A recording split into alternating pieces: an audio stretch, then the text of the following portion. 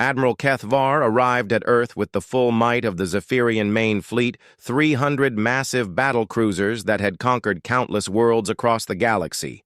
The Admiral was furious about Commander Jexnal's failure and had come, personally, to crush what he believed was a small rebellion by primitive creatures who had somehow acquired a few advanced weapons. The massive alien armada took position around Earth, creating a blockade that covered every possible escape route. Admiral Kethvar ordered his communication officer to broadcast a surrender demand to the entire planet. He expected the humans to capitulate immediately when they saw the overwhelming force arrayed against them. Citizens of Earth, you are surrounded.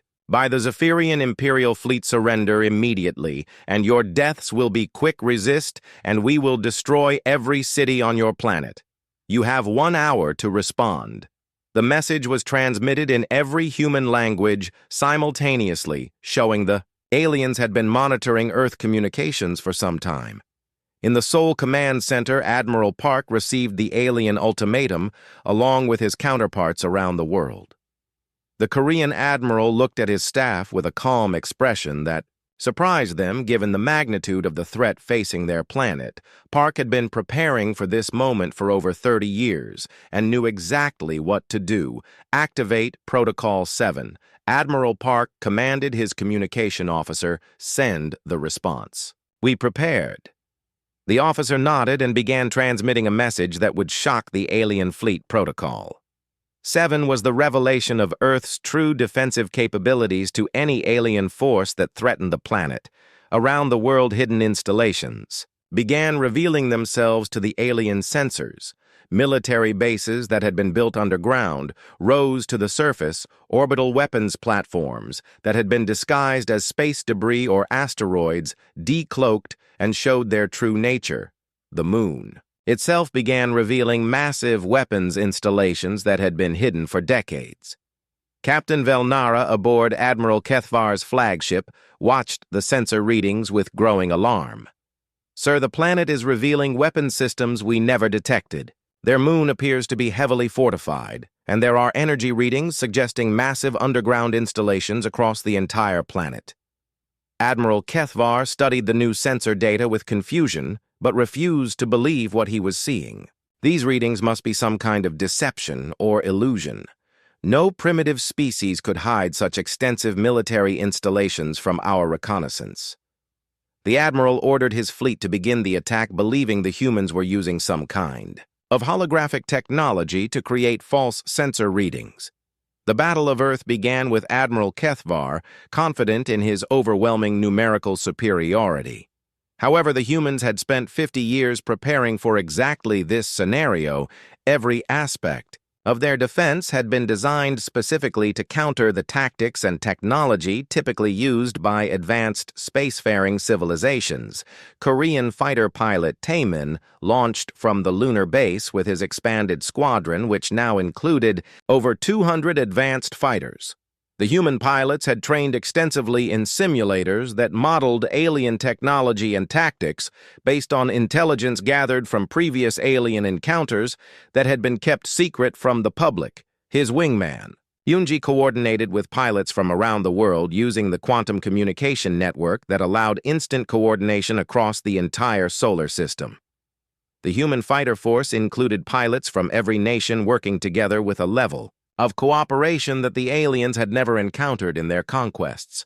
Admiral Park commanded the Pacific Defense Fleet from his flagship Rising Sun, which emerged from beneath the ocean surface near the Hawaiian Islands. The ship used technology that could manipulate space-time itself, allowing human vessels to appear and disappear at will. The aliens had theories about such technology, but had never seen it implemented. Commander Yoon, captain of the carrier New Seoul, launched squadrons of fighters that moved faster than light using dimensional tunneling technology. Human scientists had developed these systems by combining theoretical physics with reverse-engineered alien technology from previous secret contacts. The human defense. strategy was completely unlike anything the Zephyrian Empire had encountered in their thousand-year history of conquest. Instead of trying to match alien firepower, directly humans used psychological warfare, adaptive tactics, and creative problem-solving that confused and frustrated the alien commanders. Human ships appeared to be outmatched by alien vessels, but then revealed hidden capabilities that turned individual battles around fighter squadrons that seemed small and insignificant, would suddenly coordinate attacks that disabled massive alien battlecruisers. The humans fought with desperation and determination that the comfortable conquered galaxy had forgotten existed in the sole command center, Do-Hyun, coordinated global defense networks, while his partner Nari deployed experimental weapons that humanity had been developing for decades. These weapons used principles of physics that the aliens understood theoretically, but had never thought to weaponize in such creative ways. The quantum entanglement communicators allowed human forces to share information instantly across the entire battle area. This meant that every human pilot and ship captain had access to real-time intelligence about alien movements and weaknesses. The aliens had never faced an enemy with such perfect coordination and information sharing. As the battle raged, Admiral Kethvar realized that his intelligence about humans had been completely wrong. These were not primitive creatures living on a backwater planet. They had developed technology that rivaled anything in the galaxy and tactics that were completely unique to their species. The humans revealed weapon after weapon that the aliens had never seen before. Gravity bombs that could crush alien ships, particle beams that phased through alien shields, and fighter tactics that seemed to violate the laws of physics but were actually based on advanced understanding of quantum mechanics. Captain Velnera reported to her admiral that human fighters were using intuition and creative thinking to counter alien tactical computers. The human pilots made decisions that seemed random but were actually based on pattern recognition and adaptability that no computer could match. The psychological impact on the alien fleet was as devastating as the physical damage. Alien crews who had spent their entire careers conquering primitive worlds suddenly found themselves outfought by creatures they had been taught to consider inferior. The myth of Zephyrian invincibility began to crack. Admiral Kethvar watched his sensor displays with growing shock as human forces not only held their ground, but began pushing back against his fleet battlecruisers that had conquered star systems found, themselves disabled by fighters that should have been easy targets. The aliens were experiencing their first major defeat in centuries in the hidden research facilities beneath Earth. Korean scientist Ji-woo led teams that were analyzing alien technology in real time and developing countermeasures. Her partner Minho created deployment systems that could upgrade human weapons during active combat, allowing their forces to adapt faster than the aliens could respond. The humans demonstrated something the galaxy had not seen in millennia, a species that had developed in complete isolation, creating unique approaches to technology, strategy, and warfare. Their methods were so different from standard galactic civilization that alien tactical doctrine had no way to counter them effectively. As the first day of battle ended, Admiral Kethvar faced a reality he had never imagined. The humans were not only surviving his attack, but were actually winning individual engagements against his supposedly superior fleet. The myth about human primitiveness was being shattered by the reality of human ingenuity and determination. The Admiral realized that his dismissive words about humans being myths had been ironically prophetic, but not in the way he had intended. These humans were indeed myths, but myths that had become reality through preparation, dedication, and a completely unique approach to civilization that the galaxy had never encountered. Admiral Kethvar stood in the center of the massive war room aboard his flagship, the Dark Thunder. His long purple tentacles moved slowly as he looked at the holographic display showing the galaxy. The display showed thousands of green dots representing conquered worlds, and only one red dot remained unconquered. That single red dot was a small blue planet called Earth. The war room was filled with representatives from 12 different alien species. All of them had been conquered by the Zephyrian Empire years ago and now served as loyal soldiers in Kethvar's fleet. Captain Velnara, his most trusted aide, stood beside him. Her 4 arms were crossed as she waited for the meeting to begin. Kethvar raised one tentacle, and the room fell silent. He looked at each representative with his 6 eyes before speaking in his deep voice. Today we discuss the final phase of our galactic conquest. Only one world remains free in this entire galaxy. The inhabitants call themselves humans and their world. Earth Commander Zixthon, a reptilian being from the Outer Rim planets, stepped forward. Admiral, my scouts have been watching this planet for months. The humans are primitive beings who still use metal ships powered by burning fuel. They fight each other constantly and cannot even agree on simple matters like trade or territory boundaries. The other aliens in the room laughed at this report. General Kex from the mechanical worlds added his electronic voice to the discussion. My analysis shows they have divided themselves into nearly 200 separate groups they call countries. Each country has different languages, customs, and governments. They spend more time fighting each other than developing useful technology. Captain Velnara activated the main display screen showing images of Earth taken by their spy satellites. The screen showed human cities with tall buildings, human vehicles moving on roads, and human aircraft flying through the sky. Look at their primitive transportation, she said, pointing at the images they still use. Wheels to move on their planet's surface and burn chemicals to fly through their atmosphere. Admiral Kethvar studied the images carefully. These humans appear to be even more backward than the Trilaxians, were when we conquered them 500 years ago. The Trilaxians at least had energy weapons and force shields. These humans still use projectile weapons that fire small metal pieces. Scout leader Rix, who had been silent until now, raised his hand. Admiral, I have detected some unusual energy signatures from their planet. The readings suggest they may have more advanced technology than these surface images show. Perhaps we should send more ships to investigate before beginning the invasion. Kethvar turned his 6 eyes toward Rix, and his tentacles moved in an annoyed pattern. Impossible. These energy readings must be natural phenomena or equipment malfunctions. No species this primitive could hide advanced technology from our sensors. We have conquered over 10,000 worlds and never encountered a species that could deceive our intelligence-gathering systems. The other commanders nodded in agreement with their admiral.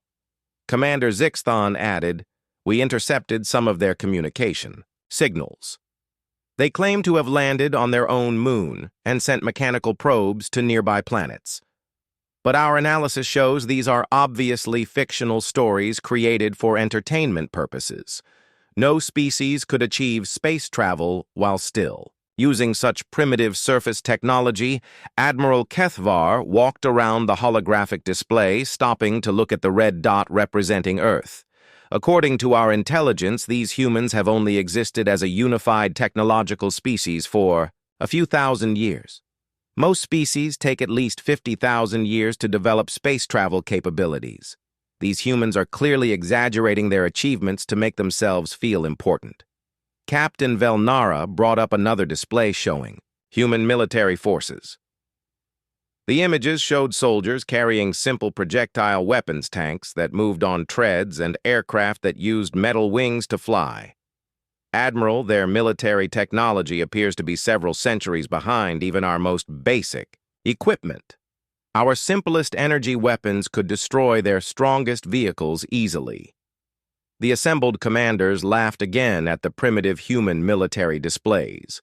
General Kex calculated that a single Zephyrian battlecruiser could conquer the entire planet. Within hours, Admiral Kethvar nodded approvingly at this assessment. That is exactly what I expected. These humans are nothing more than myths they have created about themselves to feel significant in the universe. Commander Dax, from the Crystal World, suggested they might not even need to send military forces. Perhaps we could simply broadcast a message showing our superior technology, and they would surrender immediately. Most primitive species realize they cannot resist our power once they see what we are capable of. Admiral Kethvar considered this suggestion, but decided against it. No. We will follow standard conquest procedures. A show of force will ensure complete submission and demonstrate to the rest of the galaxy that the Zephyrian Empire remains unstoppable. However, since this appears to be such an easy conquest, I will assign the mission to Commander Jexnal as training for our junior officers. Commander Jexnal, a young officer from the Ice World, stepped forward nervously. Admiral, I am honored by this assignment. How many ships should I take for the conquest? Kethvar waved a tentacle dismissively. 12 battle cruisers should be more than sufficient for this primitive world. If you need more ships to conquer these mythical humans, then you are not worthy of serving in my fleet. The other commanders laughed at this comment, knowing that 12 battle cruisers could normally conquer an entire star system. The meeting continued for another hour, as they discussed supply routes, communication protocols, and occupation procedures. Admiral Kethvar assigned different commanders to handle various aspects of the simple conquest. Everyone agreed that Earth would fall within days of their arrival, and the humans would become another footnote in the history of the Zephyrian Empire. Meanwhile, on Earth, in a research facility beneath the city of Seoul, Korean engineer Do Yun worked late into the night studying strange readings on his computer screens. The facility was part of a secret international project that had been monitoring space for unusual activity. Do-hyun had noticed electromagnetic patterns that suggested large objects moving through space toward their solar system. His colleague, Nari, entered the room carrying coffee and looking worried. Do-hyun, have you seen the latest sensor data? The patterns are getting stronger and more organized. This cannot be natural phenomena. Something big is coming toward Earth, and it will arrive. Within a few months, Do-hyun looked at the data again, feeling a chill run down his spine. The electromagnetic signatures suggested objects larger than anything humans had ever built, moving in perfect formation through space. He tried calling government officials, but most of them dismissed his warnings as equipment malfunctions or natural space phenomena. Unknown to Do-hyun and Nari, their facility was part of a much larger secret organization that had been preparing for this moment for over 50 years. Deep underground in hidden bunkers around the world, other scientists and military personnel were making similar discoveries and beginning to implement plans that had been developed in absolute secrecy. As Admiral Kethvar's fleet began its journey toward Earth, the stage was set for a confrontation that would change the galaxy forever. The aliens expected to find primitive humans who would surrender at the first sight of superior technology. Instead, they were about to encounter something that would shatter everything they believed about conquest civilization and the nature of intelligent life in the universe. Months after Admiral Kethvar's War Council meeting, Commander Jexnal arrived at the edge of Earth's solar system with his fleet of 12 advanced battlecruisers. Each ship was over 2 kilometers long and carried enough firepower to destroy entire cities. The young commander felt confident about his first independent mission, expecting to add an easy victory to his military record. Jexnal stood on the bridge of his flagship, studying the blue planet ahead of him through the main viewing screen. The planet looked exactly like the intelligence reports had described, a primitive world covered mostly in water with simple land masses where the humans lived. He could see no signs of advanced technology or orbital defenses around the planet. Navigator Yexus reported that they had detected no energy shields around Earth, no orbital weapons platforms, and no space stations. The planet's only satellite appeared to be a natural moon with no artificial structures visible on its surface. Commander Jexnal smiled with satisfaction, knowing this conquest would be completed quickly and efficiently. However, as soon as the Zephyrian fleet moved closer to Earth, something unexpected happened. hidden sensors throughout the solar system began, tracking the alien ships. Automated defense systems that had been waiting dormant for decades suddenly came online. Computer networks around Earth started coordinating responses to the alien threat. On the hidden lunar facility, Commander Taman received the alert he had been trained for since joining the secret space defense program. He ran to his fighter bay where his advanced spacecraft waited. The ship looked nothing like the primitive aircraft the aliens had observed on Earth's surface. This fighter used plasma engines, energy shields, and weapons that could match anything in the Zephyrian fleet. Taman's wingman, Yunji, was already in her cockpit running pre-flight checks. Their squadron Delta Wing consisted of 24 fighters that had been hidden in underground hangars on the moon's far side. The pilots had been selected from the best military aviators around the world and trained in secret for years. Ground control. This is Delta Leader reporting all fighters ready for launch. Taman spoke into his communications system. The response came from a bunker deep beneath the Korean peninsula, where Do-Yun and hundreds of other personnel were coordinating Earth's defense. Delta Leader, you are cleared for immediate launch, priority. Targets are the alien command ships. Disable, do not destroy. We need prisoners for interrogation. The voice belonged to Admiral Park, who commanded the Pacific Defense Fleet from his hidden base. As Delta Wing launched from the moon, the aliens detected them on their sensors. Commander Jacksnall looked at the readings in confusion. These craft were using energy signatures that should not exist on a primitive world. The human fighters moved faster than anything in the Zephyrian database and seemed to have advanced shielding technology. Navigation Officer Yexis reported, "Sir, these human craft are approaching at speeds that match our own fighters. Their energy readings suggest they have plasma weapons and defensive systems. How is this possible when their planet showed no signs of advanced technology?"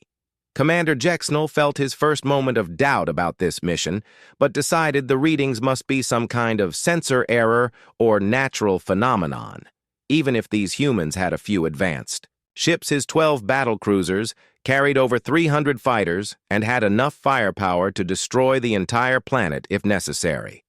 The first engagement began when Taman's fighter came within weapons range of the lead Zephyrian battlecruiser. Instead of the primitive projectile weapons the aliens expected, the human fighter fired concentrated plasma beams that penetrated the alien ship's outer shields. The Zephyrian crew scrambled to respond to weapons they had not expected to encounter. Yunji coordinated with the other Delta Wing pilots using tactical communication systems that allowed them to share targeting data and coordinate attacks in real time. The human fighters moved in patterns that seemed random to the alien tactical computers, but were actually based on advanced combat algorithms developed specifically for fighting superior numbers. Within minutes of the first engagement, 2 Zephyrian battlecruisers found their main engines disabled by precise human plasma strikes. The alien crews were shocked to discover that these primitive humans could damage their advanced warships. The human fighters seemed to anticipate Zephyrian tactics and counter them with moves the aliens had never encountered. Commander Jexnall ordered his remaining ships to launch all fighters and begin bombardment of the human forces. But as his ships moved to attack formation, more surprises awaited them. Hidden weapons platforms throughout the asteroid belt began firing on the Zephyrian fleet. Defense satellites that had been disguised as space debris revealed themselves and joined the attack on Earth. Admiral Park coordinated the global response from his command center. The facility had been built secretly over 20 years ago as part of humanity's preparation for alien contact. Every major nation had contributed technology, personnel, and resources to create a unified planetary defense system. Admiral Park received reports from defense installations around the world, orbital weapons. Platforms were engaging alien scouts near Mars underground. Missile bases were launching long-range interceptors toward the main alien fleet. Submarine-based particle beam weapons were rising from ocean floors to provide additional fire support. The Korean scientist Nari worked frantically at her station, coordinating sensor data from around the solar system. She had helped design the quantum communication network that allowed instant coordination between human forces separated by millions of kilometers. Her systems were providing targeting data to human weapons that the aliens could not jam or intercept. Commander Jexnal found himself fighting a battle he had never imagined possible. These humans had not only hidden their true technological capabilities, but had also developed tactics and strategies that his officers could not counter. The human fighters used unpredictable attack patterns that seemed to violate standard military doctrine, yet were devastatingly effective. After 3 hours of combat, Commander Jexnal made the difficult decision to retreat. His fleet had lost 4 battle cruisers and over half his fighters, while the humans had lost only 6 fighters. The young commander had never experienced defeat before, and struggled to understand what had gone wrong with what should have been a simple conquest.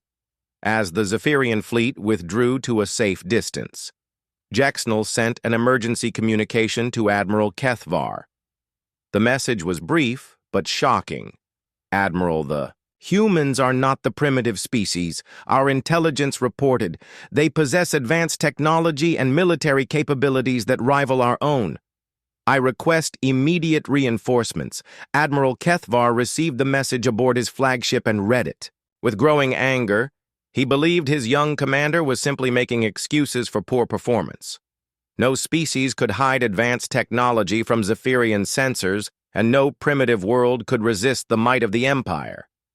The Admiral decided. Jexnal was either lying or incompetent. Meanwhile, in the Seoul Command Center, Do-hyun analyzed the alien technology they had observed during the battle. The enemy ships used energy systems and materials that were more advanced than current human technology, but not impossibly. So human scientists had theorized about such systems for years, and had even developed experimental versions. Nari coordinated with research teams around the world to share data about alien capabilities. The global communication network allowed human scientists to pool their knowledge and begin developing countermeasures to alien technology. This collaborative approach to research and development was something the aliens had never encountered in their conquests. Admiral Park reviewed the battle reports with satisfaction. The first engagement had gone better than expected. Human losses were minimal, while alien casualties were significant. More importantly, the aliens now knew that Earth would not surrender easily. This would buy time for the full defensive systems to come online. As news of the engagement spread through secret channels around Earth military personnel who had trained for this moment, their entire careers began moving to their assigned positions. The surface population remained unaware of what had happened, but deep underground and in hidden facilities around the world, humanity was preparing for the war of their lives.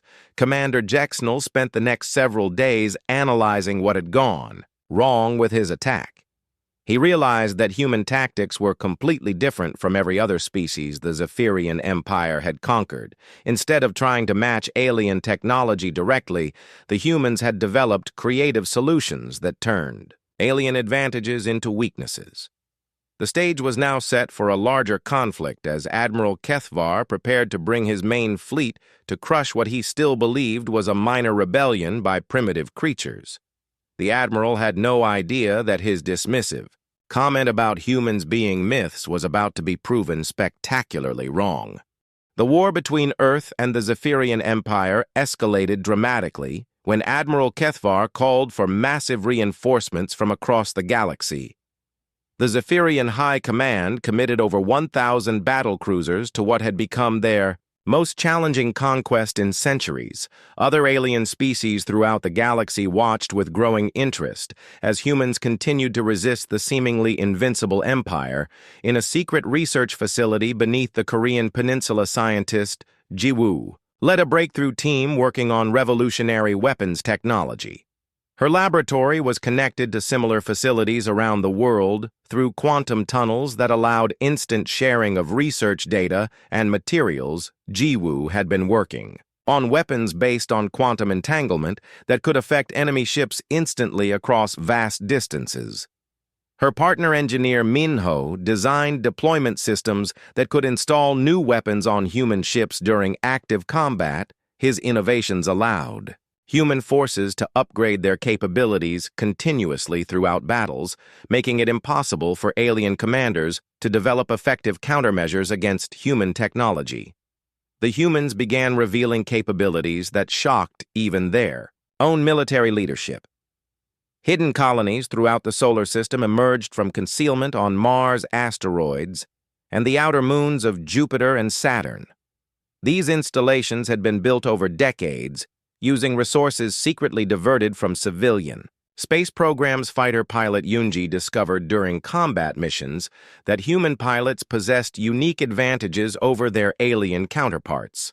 While most alien species relied heavily on computer assistance for tactical decisions, humans retained the ability to make intuitive split-second choices based on creativity and instinct. This human unpredictability made their fighter tactics nearly impossible for alien tactical computers to analyze, or counter. Alien commanders found themselves frustrated by human pilots who violated standard combat doctrine yet achieved devastating results against superior numbers and technology. Admiral Park coordinated with resistance movements that had secretly formed on conquered alien worlds throughout the galaxy. These species had been waiting for centuries for someone to prove that the Zephyrian Empire could be defeated. Earth's successful resistance inspired rebellions on dozens of worlds, forcing the Empire to divide their attention and resources. The uprising spread across multiple star systems as conquered species saw proof that the Zephyrians were not invincible. Underground resistance groups that had survived for generations began launching coordinated attacks against Imperial installations. News of human victories traveled through secret communication networks faster than official Zephyrian propaganda could suppress it. Human reinforcements arrived from hidden bases throughout the outer solar system, revealing the true scope of humanity's secret expansion into space. These forces included not just Earth-born humans, but also second- and third-generation colonists who had been born and raised in deep space facilities. The aliens realized they were not fighting just one planet, but an entire human civilization that had been growing and preparing for interstellar conflict for over 50 years. Human space habitats existed in asteroid belts around distant stars connected by communication networks that operated faster than anything. In the Zephyrian arsenal, Do-hyun and Nari coordinated these far-flung human forces using quantum communication systems that could transmit information instantaneously across galactic distances. The technology was based on principles that alien scientists understood but had never successfully implemented on such a massive scale.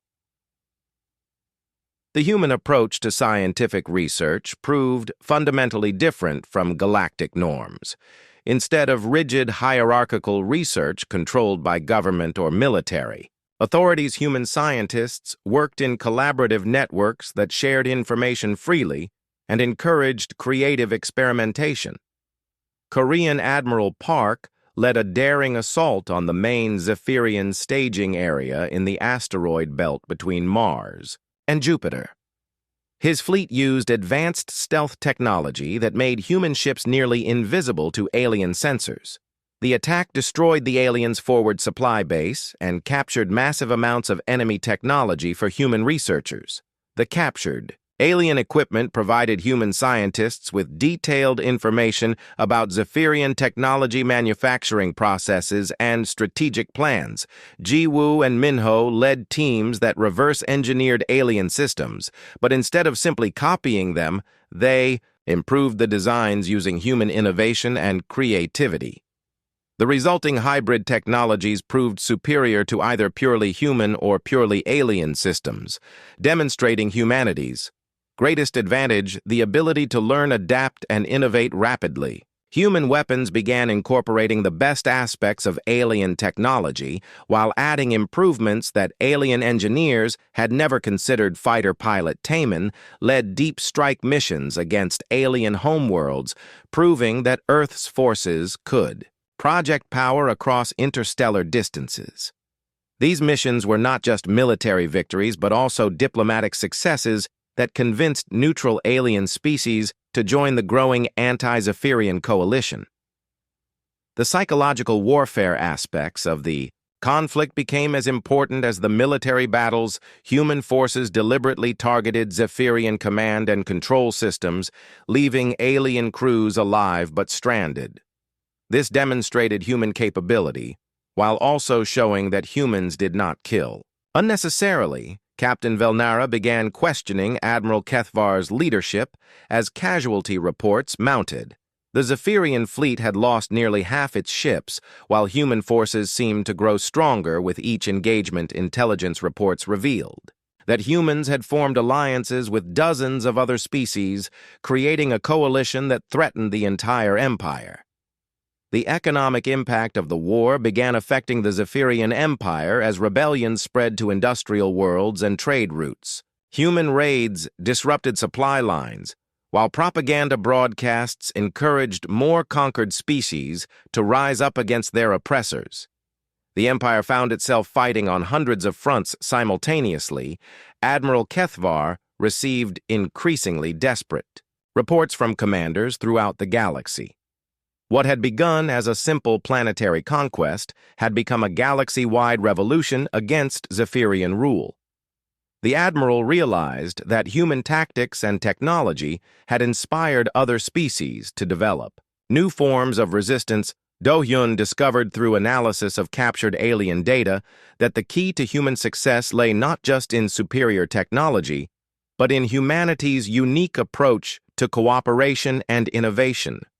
While alien civilizations typically developed rigid social hierarchies, humans excelled at flexible teamwork and creative problem-solving.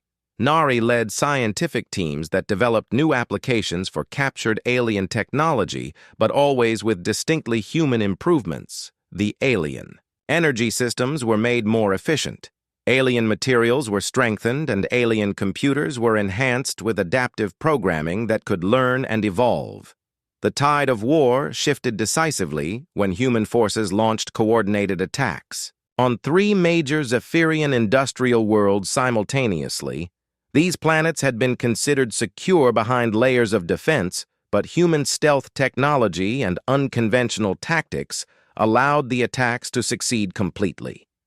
The success of these deep strike missions proved to the galaxy that human forces could operate anywhere and strike any target regardless of distance or defenses. The psychological impact on the Zephyrian Empire was devastating as their myth of invulnerability collapsed. Completely, Admiral Park established diplomatic contact with the governments of over 50 alien species, offering them partnership in a new galactic confederation based on cooperation rather than conquest. Many species that had remained neutral began actively supporting human forces with intelligence technology and military assistance. The war had evolved from a simple invasion into a fundamental challenge to the entire concept of galactic empire. Human ideas about cooperation, equality, and shared governance appealed to species that had suffered under Zephyrian rule for centuries. As the 4th month of war ended, Admiral Kethvar faced the unthinkable prospect of defeat. The humans had not only survived his best efforts, but had created a galaxy-wide movement that threatened everything the Zephyrian Empire represented. The myth of human primitiveness had been replaced by the reality of human revolution. 6 months after the invasion began, the conflict had spread across dozens of star systems throughout the galaxy. What Admiral Kethvar had intended as a simple planetary conquest had become the largest galactic war in over 1,000 years. Human tactics and technology had inspired revolutionary movements on hundreds of worlds, creating chaos throughout the carefully controlled Zephyrian Empire. Captain Velnara stood on the bridge of her battlecruiser, watching the tactical display with growing concern. Their fleet had been reduced to less than 400 ships, while intelligence reports suggested human forces were actually growing stronger. The Zephyrian officer corps was experiencing something they had never encountered before. sustained military defeat against a supposedly inferior opponent. The psychological impact on alien crews had become a major factor in their declining performance. Soldiers who had spent their careers conquering primitive worlds found themselves outfought by creatures they had been taught to consider inferior. Many Zephyrian commanders reported discipline problems as their troops began to question the Empire's propaganda about human primitiveness. Korean Admiral Park coordinated the largest human military operation in their species' history from his flagship orbiting Saturn. His fleet now included vessels from 17 different star systems as human colonies throughout the galaxy revealed themselves and joined the war effort. The true scope of human expansion into space shocked even the most optimistic human planners. The attack on the Zephyrian home system began with a massive coordinated assault involving over 800 human ships supported by rebel forces from 36 allied species. Admiral Park had spent months planning this operation using intelligence gathered from captured alien databases and defecting Zephyrian officers. Fighter pilot Taman led the advanced squadrons using new hybrid fighters that combined human creativity with alien technology. His pilots flew ships that could phase between dimensions, making them nearly impossible for alien weapons to target effectively. The fighter tactics developed by human pilots had evolved far beyond anything in standard galactic military doctrine. His wingman Yunji coordinated strikes against Zephyrian command centers using precision weapons that disabled enemy systems without causing unnecessary casualties. This approach demonstrated human military philosophy, which emphasized winning conflicts through superior strategy rather than pure destruction. The assault on the Zephyrian capital world proved that human forces could project power anywhere in the galaxy. The planet had been protected by defense systems that had never been successfully challenged in over 500 years of Zephyrian expansion. Human forces breached these defenses using tactics that alien designers had never anticipated in the research facilities on Earth. Scientist Jiwoo completed development of her most revolutionary weapon system, quantum disruption fields, that could disable entire alien fleets by interfering with the fundamental forces that held their ships together. Her partner Minho created deployment platforms that could generate these fields across interstellar distances. The new weapons technology gave human forces capabilities that exceeded anything in the known galaxy. Alien ships found their engines failing, their weapons shutting down, and their life support systems malfunctioning when exposed to human quantum fields.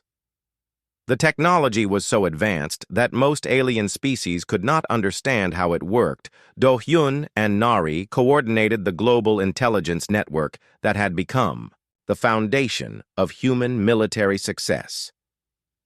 Their quantum communication systems allowed instant coordination between human forces scattered across the entire galaxy. This level of real-time coordination had never been achieved by any previous galactic civilization. The intelligence network also provided early warning about Zephyrian troop movements, allowing human forces to anticipate enemy attacks and position their defenses accordingly. The aliens found themselves constantly reacting to human initiatives rather than executing their own strategic plans. The economic warfare aspects of the conflict proved as devastating as the military campaigns. Human forces targeted Zephyrian trade routes and industrial facilities while offering better economic arrangements to species willing to abandon the Empire. Many alien worlds switched sides for purely economic reasons, as human trade policies proved more beneficial than Zephyrian exploitation. The liberation of the Trilaxian system marked a turning point in galactic opinion. The Trilaxians had been one of the first species conquered by the Zephyrian Empire, and their freedom inspired hope throughout the galaxy that the Empire could indeed be defeated. Human forces were welcomed as liberators rather than conquerors on world after world. Admiral Kethvar found himself fighting a losing battle on multiple fronts as rebellions spread throughout his empire.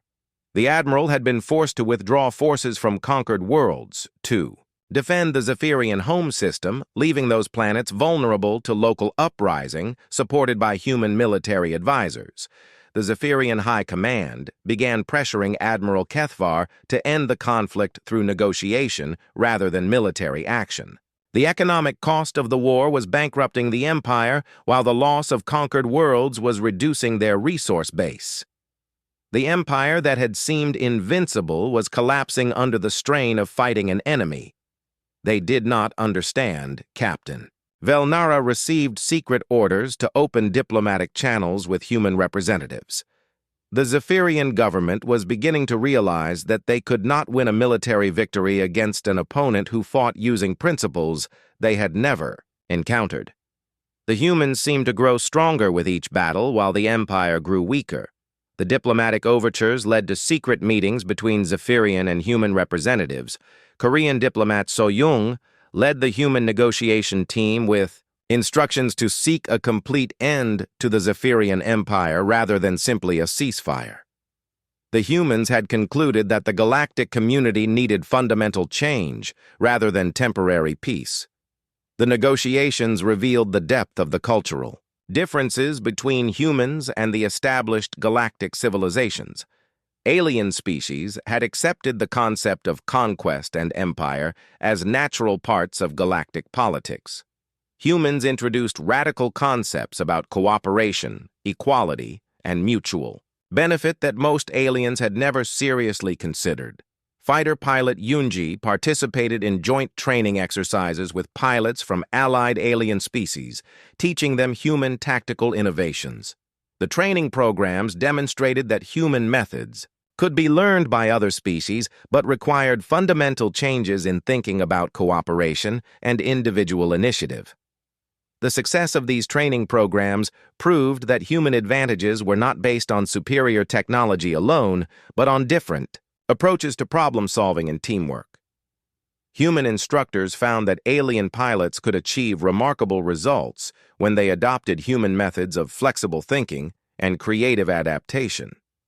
Admiral Park established the first integrated human alien research stations where scientists from multiple species worked together to solve galactic challenges. The collaborative approach produced scientific breakthroughs that no single species had been able to achieve alone, proving the value of diversity and cooperation. The research collaborations led to technological advances that benefited all participating species. Medical treatments that cured diseases affecting multiple alien races faster than light communication systems that connected distant civilizations and energy technologies that could support entire star systems without depleting natural resources. As the war entered its 6th month, the balance of power in the galaxy had shifted completely. The Zephyrian Empire controlled less than half its former territory, while the human-led coalition continued to grow in size and strength. More importantly, the fundamental assumptions about how galactic civilization should operate were being challenged and changed. Admiral Kethvar realized that even if he could somehow achieve military victory, the ideas that humans hate.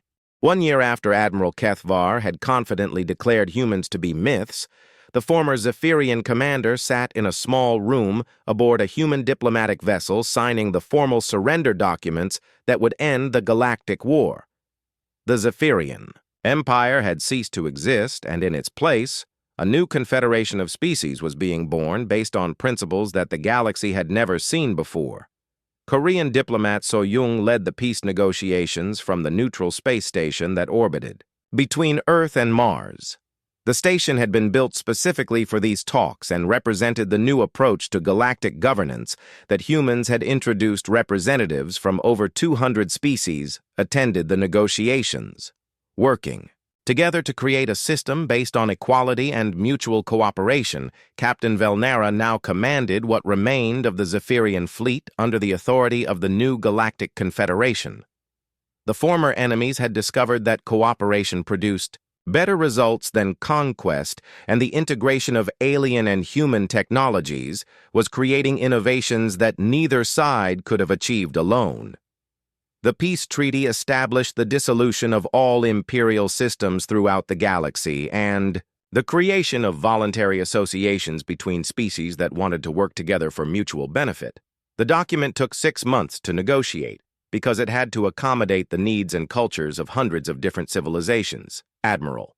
Park worked closely with former Zephyrian officers to establish new trade relationships and diplomatic protocols between species that had never communicated as equals before.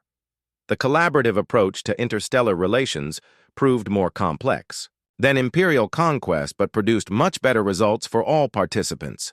Scientist Jiwoo and engineer Minho established the first integrated research stations where beings from multiple species worked together to solve challenges that affected the entire galaxy.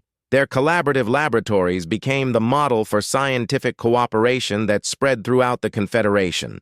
The research collaborations produced breakthrough technologies that no single species could have developed.